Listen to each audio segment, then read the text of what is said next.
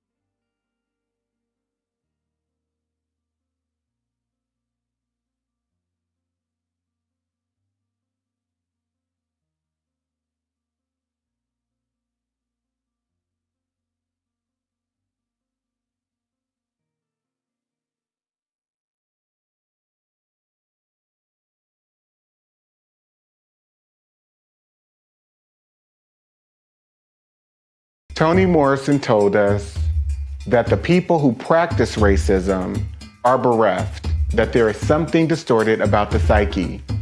It's a huge waste, and it's a corruption and a distortion. It's like a profound neuroses that nobody has examined for what it is.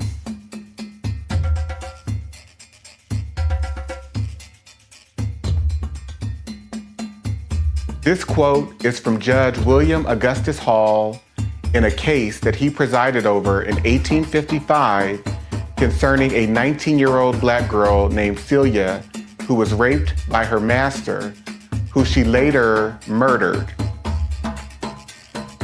Judge Hall told the jury, if Newsom was in the habit of having intercourse with the defendant, who was his slave, and went to her cabin on the night he was killed to have intercourse with her, or for any other purpose, and while he was standing in the floor talking to her, she struck him with a stick, which was a dangerous weapon, and knocked him down, and struck him again after he fell, and killed him by either blow, it is murder in the first degree.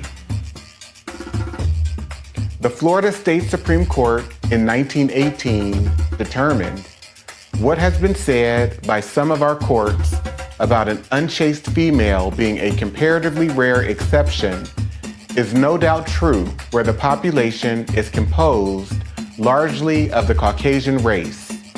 But we would blind ourselves to actual conditions if we adopted this rule where another race that is largely immoral constitutes an appreciable part of the population. Acclaimed author Dante King invites you to purchase his book, Diagnosing Whiteness and Anti-Blackness, by going to his website, www.danteking.com, or Amazon, Barnes & Noble, and any other major book retailer.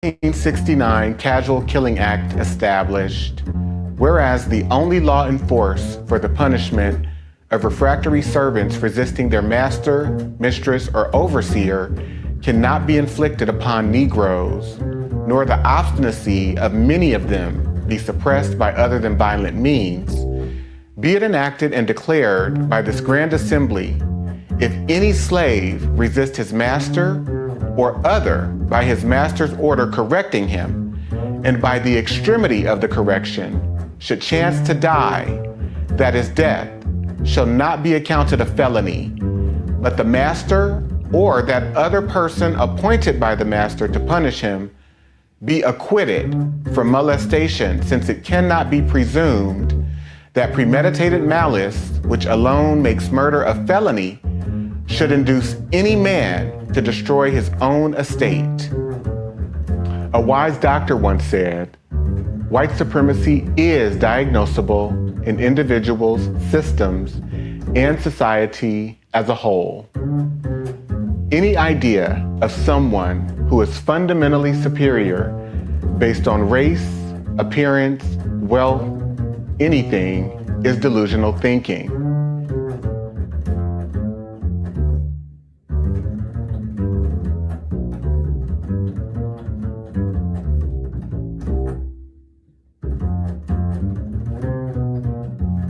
The Mississippi State Supreme Court determined in 1859 the crime of rape does not exist in this state between African slaves. Our laws recognize no marital status as between slaves. Their sexual intercourse is left to be regulated by their owners. The regulations of law as to the white race on the subject of sexual intercourse do not and cannot, for obvious reasons, apply to slaves. Their intercourse is promiscuous, and the violation of a female slave by a male slave would be a mere assault and battery. Acclaimed author Dante King invites you to purchase his book, Diagnosing Whiteness and Anti-Blackness, by going to his website, www.danteking.com, or Amazon, Barnes & Noble, and any other major book retailer.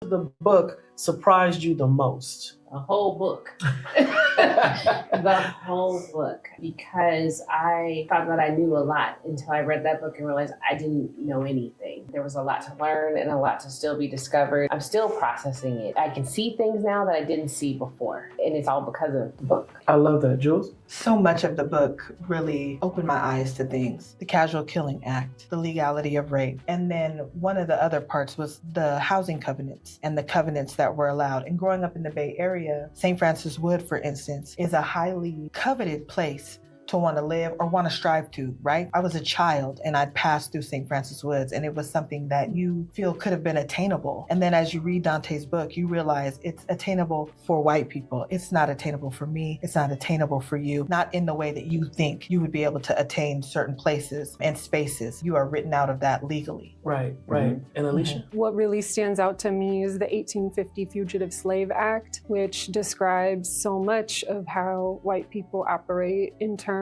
of that act deputizing all white Americans to serve as white racial police against African Americans, whether they're freed or enslaved, and getting incentivized by bounties, by slave auctions to surveil and police and criminalize Black people, and how that persists today, the obsession with it. The author of the book, some time to speak directly to the audience. Tell them what you know they need to hear and the takeaway from these 10 episodes that wonderfully, thoughtfully, and lovingly unpack the chapters of your work. The last thing that I would like to leave all of you with is a call to action. Read the book, study the book with your friends and family. Take it one chapter at a time and highlight, read, reread the information contained in each of the chapters, as well as the reflection questions that are at the end of each chapter, because we have to understand we've normalized violence against African American people. We have lost all regard of our humanity towards African American people. This is a call to action to regain a sense of your own humanity in regards to how you come to knowing, understanding, making meaning about who you are in relationship to Black people, and how have you been tainted and corrupted by white rulership and white racial control. This is a lifetime journey for me. I know that I will be in recovery from white supremacy and anti-Blackness throughout my entire life. And so I'm calling us to be greater people, greater advocates for each other, greater in our understanding. So thank you so much for being a part of this experience. I hope it serves you well. I hope it serves your family well. I hope you can go out and be recommitted to supporting, uplifting, believing Black people. Thank you.